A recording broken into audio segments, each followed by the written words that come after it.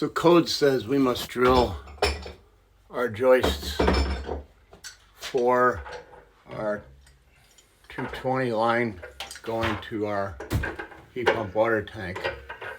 I've pre-marked my joists at the minimum 1.5 inches, and I'll go above that when I drill the holes. So for this tank, I have now drilled all my holes at the minimum 1.5 inches from the bottom of the joist to the top, and I went above that minimum all the way over to my tank. I will run my 10 wire in these, come back to my panel box accordingly. After drilling all the holes, we run our 10 wire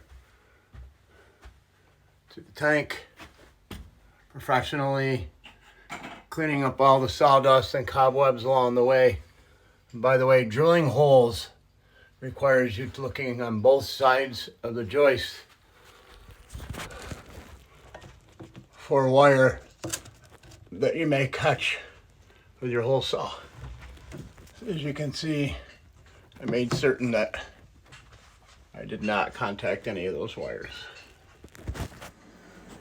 So I have safely and professionally run and attached my wire going to the breaker panel attached here. My ground goes to my grounding bar here. My 2 legs of 110 go on the breaker here. I'll attach the breaker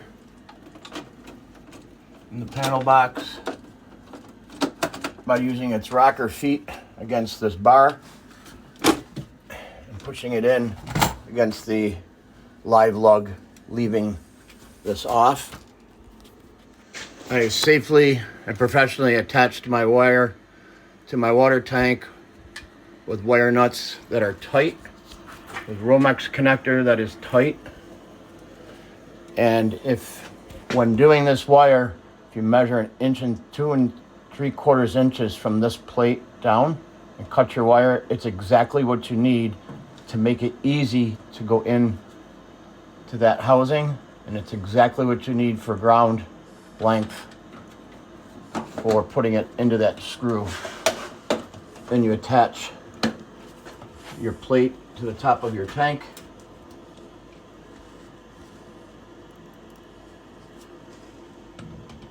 And you secure it with the manufacturer provided screws.